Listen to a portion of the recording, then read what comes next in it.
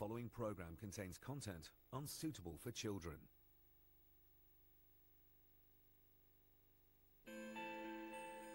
Leanne Kingston is found brutally murdered in her own home.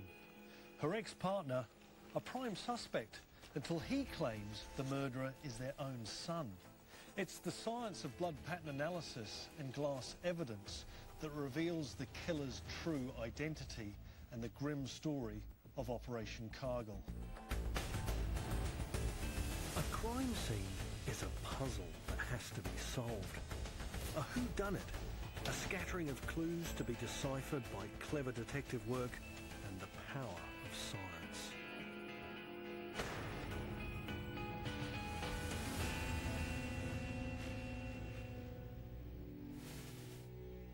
It's a winter's day in a quiet suburb of Auckland, and our case begins.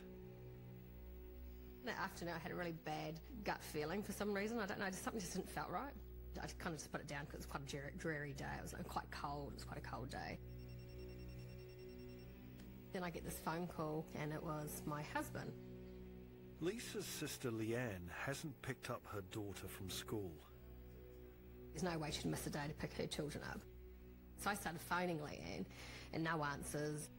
So I phoned Mum up and she was like, oh, why don't you just go around there and have a look?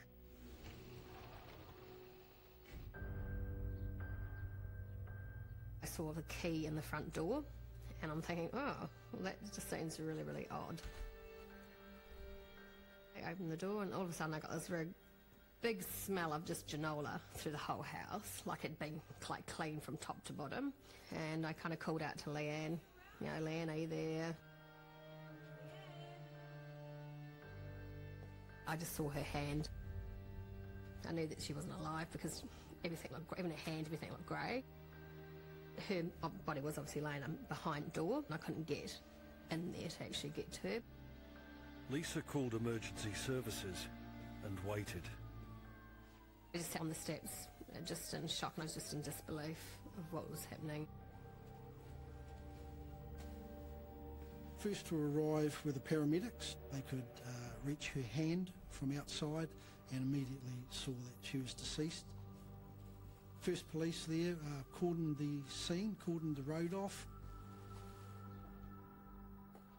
I was Detective Sergeant on Crime Squad. Our role is attending and making sure that we go through those initial stages of collecting evidence and securing the scene. Initially we went around to the left of the house where the bathroom or the toilet window was. You could see that there was glass on the ground underneath the actual toilet window. So what we were able to do is grab a ladder from a nearby workman and was able to have a look into the toilet window. I could only actually see really the top half of Leanne's body. As I was looking at it, the door would be opening inwards to the right and she was wedged in the corner. Her left arm was up over her head and there was a lot of blood. Also noticed that the glass for the toilet window was actually mainly on the outside, which indicated that that window had been broken from the inside. Not broken by someone getting in, but by someone trying to get out, someone trying to escape. Outside, members of Leanne's family had started to gather. While we were doing our work at the scene and we were organising staff to come in to interview the family members who had arrived at the address, Carrie Thurgood turned up at our cordon at the scene, wanting to know what was going on. He was at the outer cordon, whereas the family were sort of in a slightly closer cordon. It had caused quite a stir. He came rushing down to the house saying, "What's happened? What's happened?" I said, "Carrie, she's dead." And he stood there as... Oh, he just stood there, dazed. He puts his hands down and goes, "Oh, I loved her, I loved her, I loved her." I said to the police, "Please take him away." Carrie Thurgood was the ex-partner. He and Leanne had been separated for 4 years. We were a little bit surprised when he turned up, but then again, He is the father of the 4 children, and it would have been natural behaviour for a person like that to come to the scene. As police dealt with matters outside, ESR began examining the interior. As we entered the house, one of my first impressions was that the curtains in the living room were closed. There were a number of clothes piled up in the living room, but nothing generally out of place. It was a typical 3-bedroom, single-level house. The toilet was off a long hallway. Immediately outside the toilet, blood was seeping into the carpet. There was no visible blood on the outside of the toilet door, but the bottom of the toilet door frame, where the hinge joined, the hinge had come loose. It had been ripped from its hinge, suggesting considerable force had been applied to the door. Her body is lying directly behind the door. Opening it will move Leanne and disturb crucial evidence. It was clearly going to be difficult to, one, get her out and also examine that space. The door is carefully removed from the hinges, allowing investigators the first proper view of the crime scene. There was a significant amount of blood staining in the toilet area and on Ms. Kingston herself. There was a lot of dents in the wall. They also found Leanne's boot in the toilet bowl. There was a little bit of blood, but not a lot, at the broken window. A piece of the toilet seat was broken. A rug, which looked as if it had been on the floor, was stuffed into the cistern. As Leanne's body is removed for a post-mortem, it is evident to all she has sustained a brutal attack. She had had a lot of blunt force trauma to the face and the head.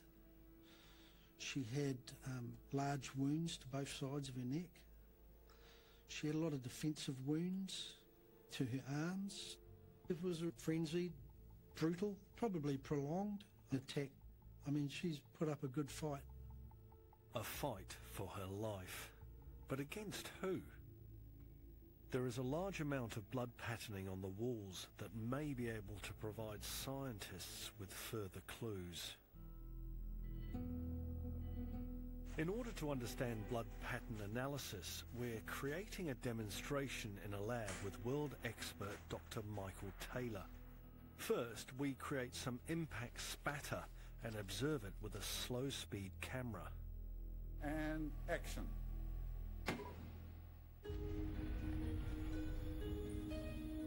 You can see the individual blood drops actually landing on the wall. And if we follow any individual one, you'll see that the point it lands, it begins to spread, and that spreading results in a blood stain. And the shape of the blood stain has certain characteristics. It's from these characteristics that scientists can decipher what specific actions generated the blood patterning. If we look closely at this one, we can see an elliptical shaped stain, and it has a tail pointing upwards and to the right. The tails point away from the impact. Drawn a line here through the blood stain, which gives us an estimate of the direction of the blood drop that caused this stain. This is done with string lines on several droplets from the one impact. So we've done that for 5 blood stains, and in this case, these 5 trajectories converge in one area. This convergent point shows the height at which the impact occurred. The ratio of width to length of droplets gives the angle the blood hit the wall. The higher the angle, the rounder the droplet. This gives the third dimension of where the impact occurred in the room, as determined by these string lines. Amazing, all that information just from a simple shape like that. Every stain has a story to tell.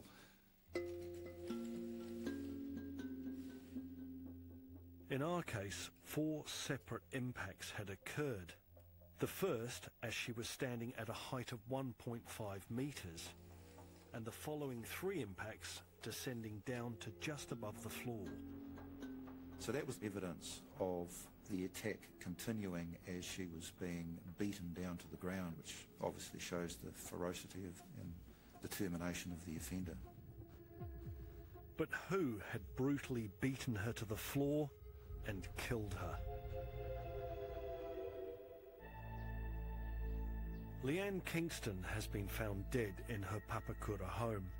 A mother to 4 children, Leanne herself was a triplet. Her sister Michelle describes her. I think the same as us. Same as me, yeah. Bubbly, happy-go-lucky girl.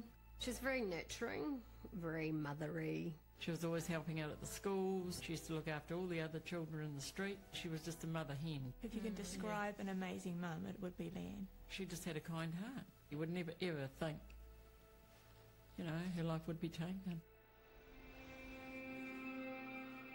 But sadly it had, and now investigators had to find out by whom.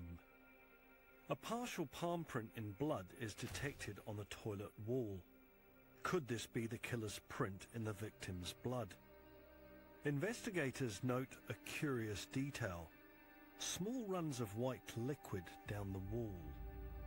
And they'd clearly been applied after the blood had been applied to the surfaces. And this indicated that some effort had been made to clean up the blood. An attempt had been made to cover up this crime. The unusual sequences of dents were photographed and sent to Dr. Coulson for analysis. There are quite a number of indentations, aren't there?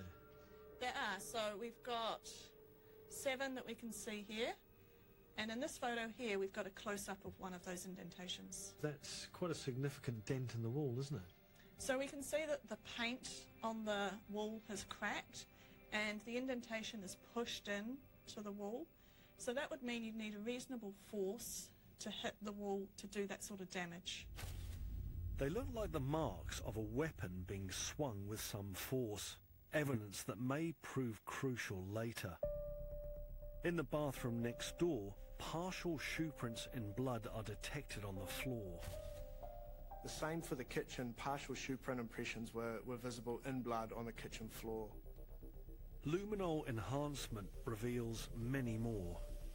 We were able to detect probable blood-stained shoe prints throughout the rest of the house, coming and going from the bedrooms, the lounge and the kitchen area.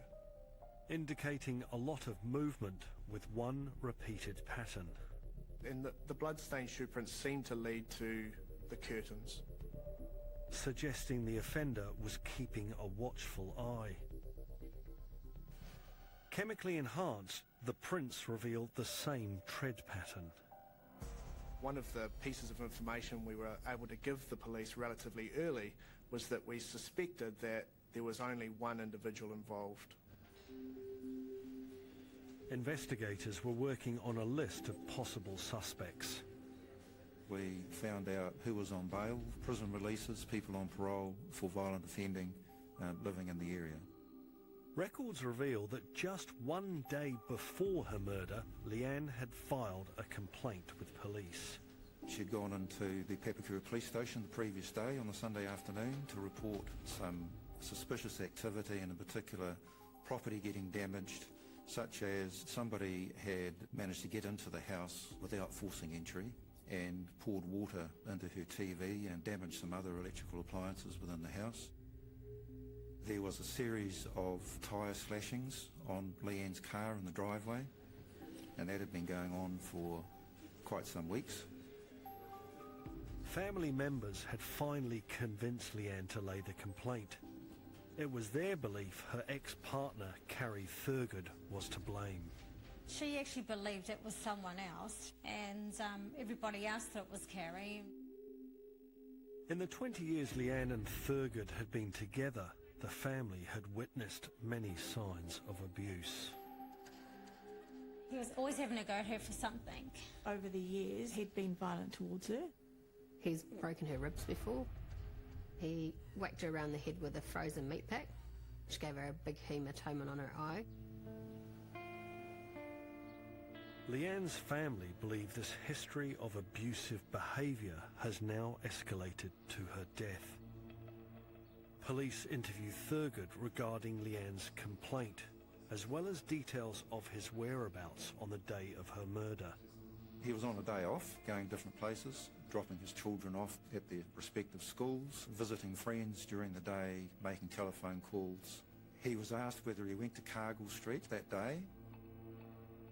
He said that he had driven past the address earlier that morning, but that Leanne's car wasn't there, so he hadn't stopped. But within the first few hours of the investigation, a potentially strong piece of evidence appeared to suggest otherwise. A lot of the neighbours knew Kerry by his first name.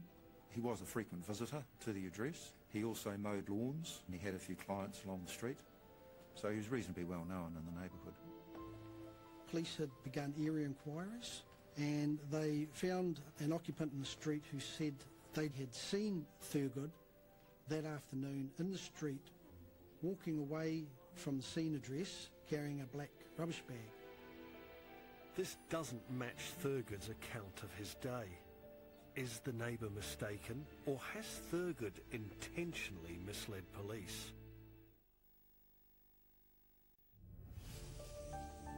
Leanne Kingston has been brutally murdered in her own home. Her ex-partner has provided an alibi which investigators are looking into.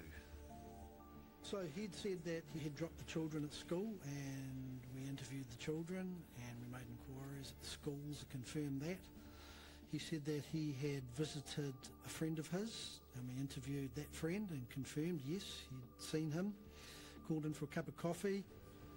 Thurgood also said he'd gone into his place of work and made some phone calls. Probably of significance, everyone we spoke to that had had contact with him that day all said how calm and normal he was, that he wasn't stressed or showing any anxiety or anything like that. Not the expected demeanour of a man who just committed a brutal and bloody murder. And Thurgood's alibi was checking out. His visit to his workplace was even corroborated with him clearly appearing in their security camera footage.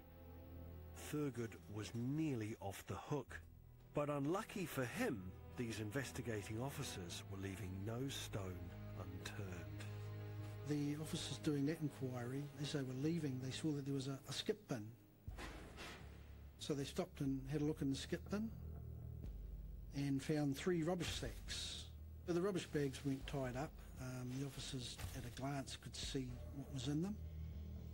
Contents that immediately had the officers' attention. A lot of bloody clothing, a piece of stick or a broken handle that had blood on it. What's revealed resembles a homicide kit. A set of clothing which includes a t-shirt from Thurgood's place of work. A lot of objects are visibly blood-stained. A beanie with crudely cut holes suggests it has been worn as a balaclava. There are items potentially used to restrain and attack. And others which appear to be used in a clean-up. One is labelled with Leanne's surname. Bags of crucial evidence. The finding of those items in the skip bin, it was gold really for us. Investigators suspect the bloodied broken wooden handle to be the murder weapon and the source of the dents in the wall. It's sent to Dr. Coulson for further analysis. What I found was that the wooden handle could have made these marks, but so could any other curved object of about the same size. That wasn't strong enough evidence. Next, Dr. Coulson examined the wooden handle for any features that could link it to the crime scene. Just in this area here, which looks white, of very, very small fragments of paint. So I looked at the layer structure, or the number of layers in those, and we can see that the paint goes white, yellow, white. So there are 3 layers of paint present in that sample. Right, so wherever that paint came from had been painted 3 times. That's right. And specifically white, yellow and white. Correct. So then I compared this paint to the paint from the plasterboard. Now they look like the same piece of paint. Were you able to further test them chemically in some way? Yes, we did. So each layer was tested using a number of analytical techniques, and each layer corresponded. So what that means is that that paint from the wooden handle could have come from this plasterboard. When combined, the paint and the wall analysis created very strong forensic evidence that the handle had made the dents in the wall. DNA analysis confirms the blood on it is Leanne's. It all points to the broken handle being the murder weapon. The blood on the clothing in the skip bin is also confirmed to be Leanne's. Another profile has been identified, a saliva stain that has been found in the beanie. We obtained a partial profile and it corresponded to Mr. Thurgood. And further evidence of Thurgood is found in a semen stain on a pair of underpants. The underpants were sort of attached to the track pants, so as if somebody had worn both garments and taken them off at the same time. On the outside, the victim's blood. On the inside, Thurgood's DNA. This puts Thurgood clearly at the murder scene. Police now execute a search warrant on Thurgood's house. So in a case like this where there's been significant bloodshed at the scene, an obvious type of evidence that could be transferred to another location is blood. And so the search of the suspect's house was largely a search for bloodstaining from Miss Kingston. Firstly, with a bright light to locate any visible stains, followed by a luminol test. Very little as far as bloodstaining went. There were a few surfaces where we did detect blood. Investigators searched for further signs of a clean-up. We found a black t-shirt and a pair of denim cut-off shorts in the washing. They'd been washed. They matched the items that he was wearing when he'd been to his work earlier that day. These were sent to ESR for further analysis. Outside, in the garden, a broken handle is spotted, almost completely hidden. Once searchers remove it, they can see it's a broken grubber. Does this relate to the bloodied murder weapon found in the skip bin? And if so, can these two broken parts be scientifically matched together? No two similar items will ever break the same way twice. It's that uniqueness of a break that enables scientists to make a link between two parts. Matching features and patterning on the broken edges can be proof of a physical fit, and that the two parts were once one. The conclusion with this item was that the bloodstained handle from behind Finn McCool's was once part of the grubber that was located in Mr. Thurgood's backyard, and we were able to say that conclusively. Police now have strong scientific evidence that the murder weapon has come from Thurgood's own backyard. The next piece of evidence clearly places him at the murder. The palm print found in the victim's blood on the wall has now been identified as belonging to Carrie Thurgood. It's all starting to stack up. Probably the strongest case I'd ever had for any type of offending. It was really just overwhelming. We had strong evidence that Carrie was involved, and we charged him with murder. 2 days after Leanne's death, Thurgood is charged and remanded in custody. The police confident in the large amount of evidence pointing to him as Leanne's murderer. But that was all about to change. What happened next shocked everyone. Police receive a phone call from Thurgood's lawyer, who had a new claim from his client. And said that Thurgood's oldest son had apparently phoned Thurgood on the day of the murder and confessed to killing his mother. This is a twist police weren't expecting. Well, quite surprised. This was an unusual turn of events. Thurgood was now admitting that yes, he did go to the scene, but only because of this phone call he had from his son, and that when he got there he found Leanne already deceased, and that he cleaned up the scene in order to try and protect his son. Investigators now question the evidence. Could all of the bloody clothing be explained by a father trying to cover up for his son? The son lived with his father, so he too had access to the murder weapon. And surely a guilty man wouldn't dump the evidence in the skip bin at his own work. Then police receive further information from one of Thurgood's close friends, who also claims to have received a call from the son confessing to the murder of his mother. He also went on to say that some days previously, this same son had told him that he should kill his mother because it was going to make things easier for his dad. So obviously this was something we were going to have to look at very closely. So we re-interviewed the son. He, of course, denied any involvement or any knowledge. He said he'd been at his course all day, from being dropped off in the morning by his father till he was picked up by his father later that afternoon. Police conduct interviews with teachers and classmates on the son's course and determine he never left the campus all day. But what about the phone calls Thurgood and his friend claimed to have received from the son? We identified every phone that Morby and Thurgood had access to that day, every phone that the older son had access to that day, and phone records conclusively showed that there was no phone calls between the son and either Thurgood or Morby. Thurgood's allegation that his own son committed the murder is now dismissed. Oh, you know straight away if you know my eldest nephew that it's all lies. He wouldn't hurt a fly, so straight away we didn't even buy into that story whatsoever. He's deluded, basically. If he thinks that we're going to think that her own son would actually kill his mother,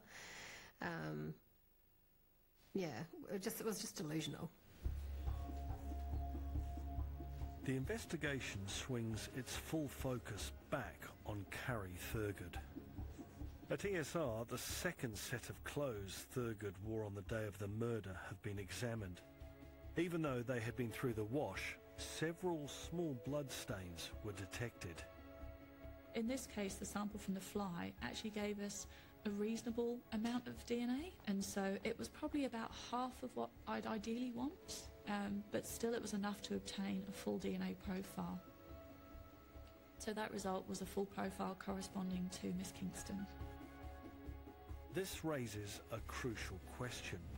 If he only went to the house once to clean up, why does he have two sets of bloodied clothes? Thurgood is re-interviewed in prison. His story changes once again. He didn't know who had committed it. He somehow or other thought that his older son had committed it, and so to protect him, he went to the scene and cleaned up. He conceded that after that clean-up, he had blood on his clothing and that he dumped the clothing in the skip bin at work. But that doesn't account for the second set of bloodied clothing.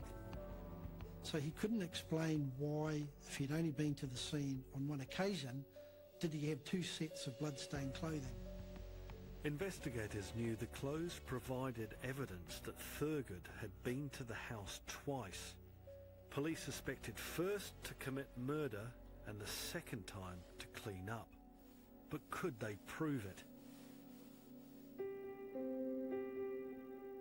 It was the unwashed clothes from the skip bin that held vital clues, as Dr. Sally Coulson demonstrates.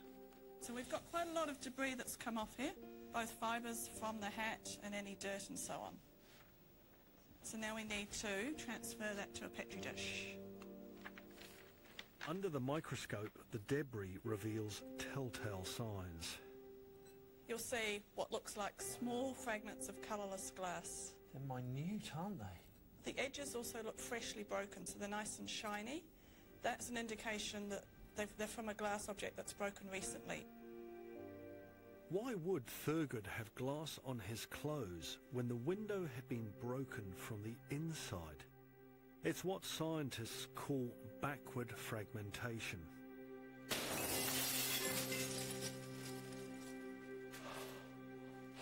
Oh.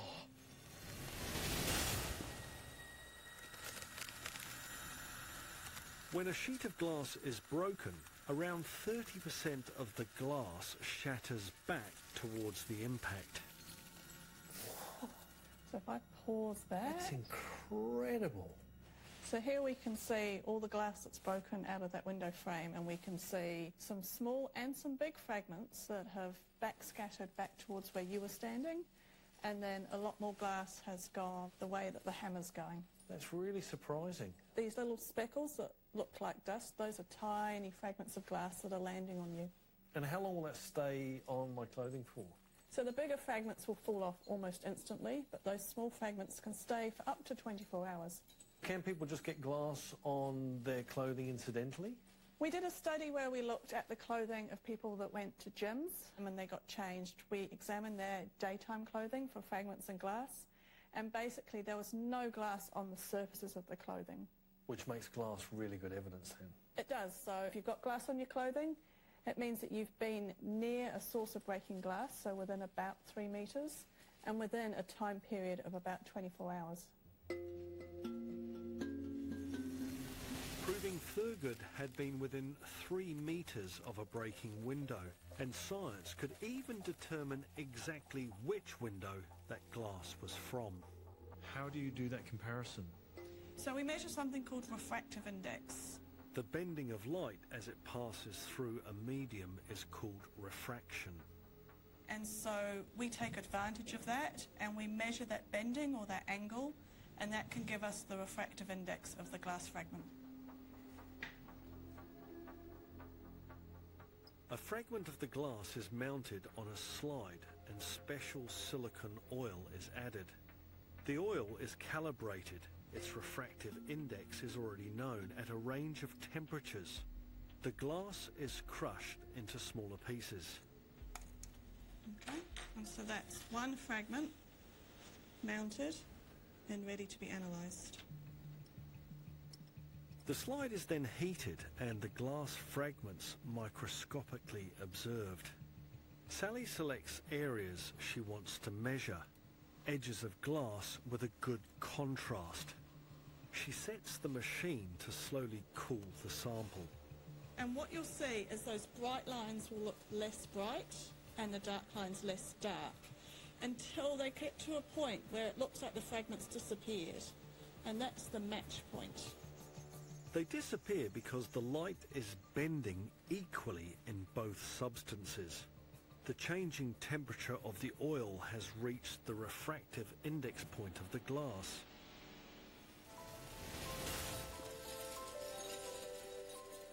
This gives scientists the ability to link glass fragments to each other and a source. The glass of the toilet window was compared to the fragments on Thurgood's clothing. So we had quite a lot of glass in this case. We measured the refractive indices of 38 of those fragments, and 37 of them matched the window from the toilet. That's a pretty strong link, isn't it? First of all, that's a lot of glass to have on your clothing. It shows that you've been near some source of breaking glass, and the fact that it matches the toilet window gives very strong evidence that the person wearing that clothing was close to that toilet window when it broke. That showed us that Kerry Thurgood was in that toilet cubicle at the time the window was broken. Evidence that suggested Carrie Thurgood was doing far more than just cleaning up.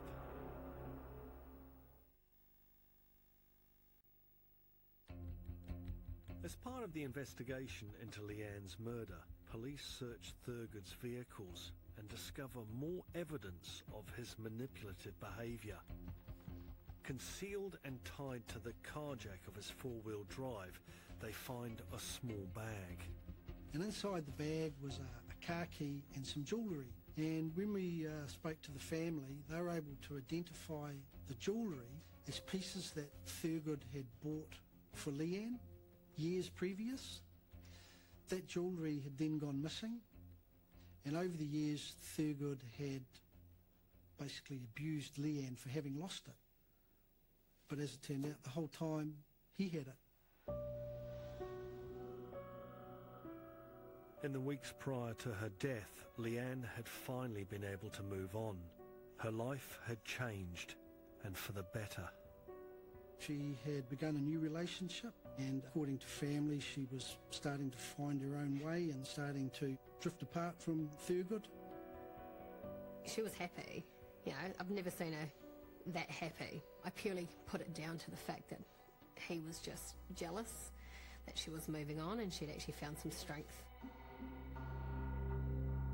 On the night before she was murdered, Leanne stayed at her new boyfriend's house while the children stayed with their father, Thurgood.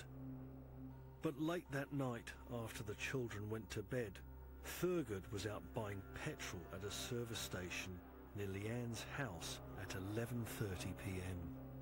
He must have snuck out of the house, got in his car, and was driving around Leanne's neighbourhood. So he would have, if he'd driven past her house, he would have seen that her car wasn't there. Was that the final straw? Did her not being home fuel his jealousy and feed his murderous intent?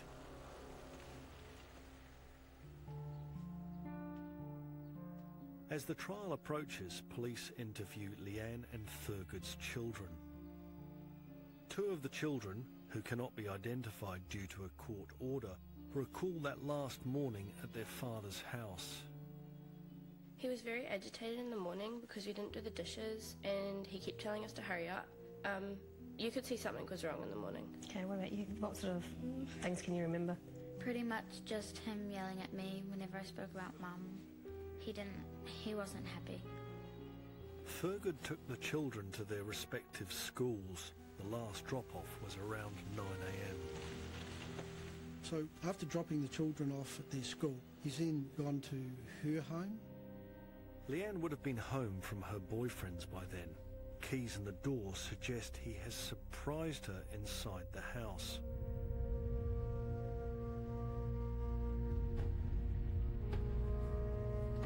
Damage to the toilet door indicates a struggle. The window is broken. Her blood and fragments of glass are on the clothes he admitted to wearing.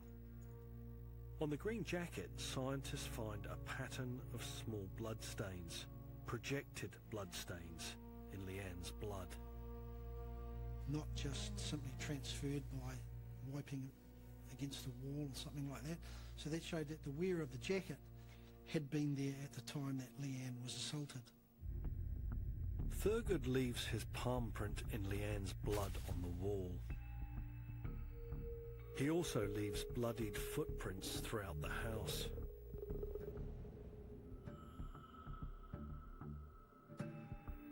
After he'd finished brutally murdering the mother of his children, Thurgood has then carefully collected up his murder kit, which he puts into rubbish bags.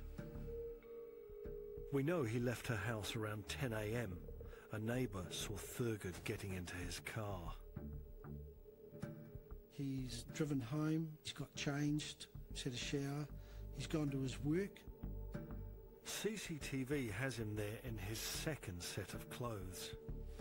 He's disposed of the rubbish bags containing all the evidence into the skip bin. Evidence that has his DNA and Leanne's blood all over it.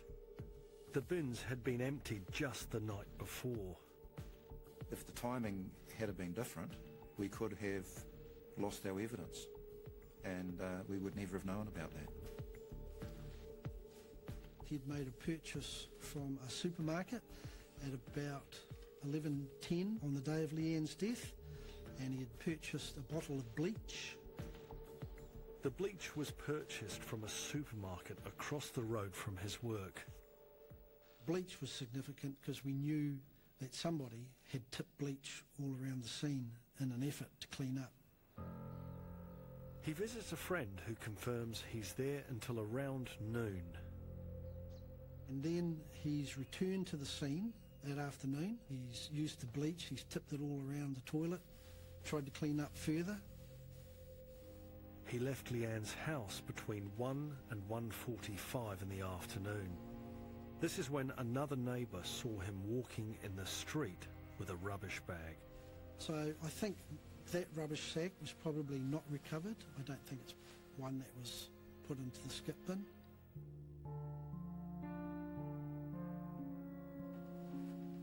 He's gone home. He's put the clothing that he was wearing during the clean-up into his washing machine. At 2:20 p.m. he starts the school run. Thurgood was meant to pick up the older children, but not the youngest, who Leanne was collecting. I was confused. I was waiting for my mum the whole time, and when he picked me up, I was like saying, "Where's mum?"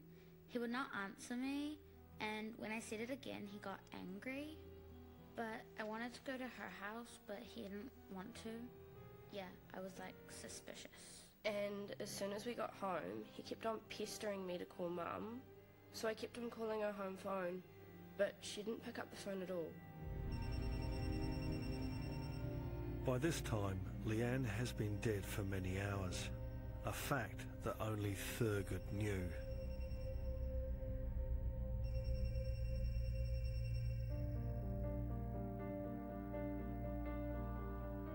Thurgood pled not guilty to murder. The jury took just 2 hours to reject his defence, and he was sentenced to life to serve a minimum of 19 years for the murder of Leanne Kingston. He pled guilty to perverting the course of justice. His attempt to blame his son was an aggravating feature, with an extra 18-month sentence imposed.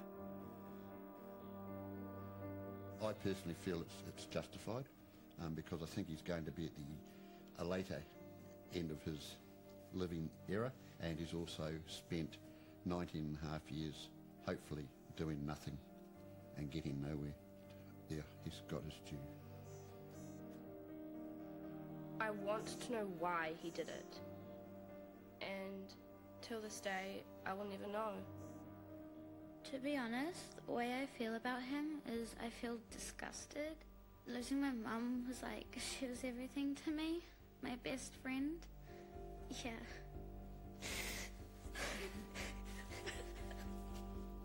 What he did to her was out of selfishness and his bitterness and jealousy. We were devastated, absolutely devastated. Because we're such a close-knit family, and I used to be so judgmental of people. I'm not anymore, because it can happen to anybody. We got justice for Leanne's family, and that has always been very important to me. Any woman or anybody that's been subjected to physical or emotional abuse needs to report it, needs to get something done. They don't need to put up with what Leanne went through leading up to her death. 4 children have had to grow up without a mother. But thanks to the detailed work of forensic investigators, science helped determine exactly who killed Leanne Kingston, and a family could begin to rebuild.